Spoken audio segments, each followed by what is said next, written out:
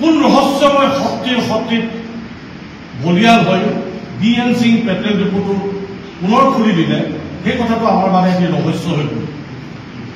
আমি প্ৰতিবাদ কৰিছিলোঁ ৰাইজৰ সহযোগত দুলীয়াজানবাসী ৰাইজৰ আহ্বানত আমি এই পেটেল ডিপুটোৰ বিপক্ষে সৰ্বাত্মক এটি প্ৰতিবাদ কাৰ্যসূচী লৈছিলোঁ আৰু সেই কাৰ্যসূচী 20 তাৰিখে যি কাৰ্যসূচীতে পেটেল ডিপুটো বন্ধ কৰি দিয়া হৈছিলে দুলীয়াজান সমজিলাৰ সন্মানীয় আয়ুক্তগৰাকীয়ে আমাক প্ৰতিশ্ৰুতি দিছিলে।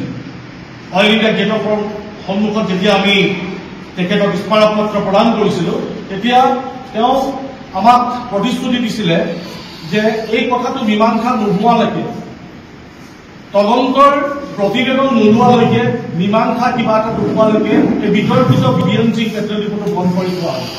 ঠিক সেইমতে কাম হ'ল। তাৰপিছত ডিপুটো বন্ধ কৰি দিয়া হ'ল। কিন্তু আকস্মিকভাৱে আজি 25 তাৰিখত এই 5 দিনৰ ডিপুটো আকৌ খুলি দিয়া হ'ল। সমস্ত অসমীয়া জাতিৰ প্ৰতি অসমীয়া সত্তাটোক ধেনুচালি কৰি আকৌ এই ডিপুটো বিতৰ্কিত ডিপুটো আকৌ খুলি পালে। এতিয়া কথা হ'ল আজি আমি কিয় প্ৰতিক্ৰিয়া লগে লগে কিয় প্ৰতিক্ৰিয়া ব্যক্ত কৰিব নোৱাৰিলো বা নকৰিলো এই কথাটোত আমি দুটা কথা ৰখি ল'বলগীয়া। প্ৰথম কথাটো হ'ল দুলীয়াজান সমজিলাৰ সন্মানীয় আয়ুক্তজনে আমাক যি প্ৰতিশ্ৰুতি দিছিলে তেখেতৰ পদবীটোক সন্মান কৰি আমি আজি থমকি ৰ'ব লগা হ'ল। যিহেতু আজি দেওবাৰ গতিকে আয়ুক্তৰ অফিচ আজি বন্ধ, আজি তেখেতৰ কাৰ্যালয় বন্ধ। আমি তেখেতৰ লগত আলোচনা নকৰাকৈ তেখেতৰ প্ৰতিশ্ৰুতি যি প্ৰতিশ্ৰুতি আমাক দিছিলে সেই প্ৰতিশ্ৰুতিটোৰ ওপৰত একো আলোচনা নকৰাকৈ তেখেতে আমাক অনুৰোধ জনাইছিলে যে আপোনালোকে আমি এই বস্তুটো তদন্তৰ ৰিপৰ্ট নিদিয়ালৈকে আপোনালোকে আৰু ইয়াৰ প্ৰতিবাদ নকৰিব, আমি ডিপুটো বন্ধ কৰি দিছোঁ।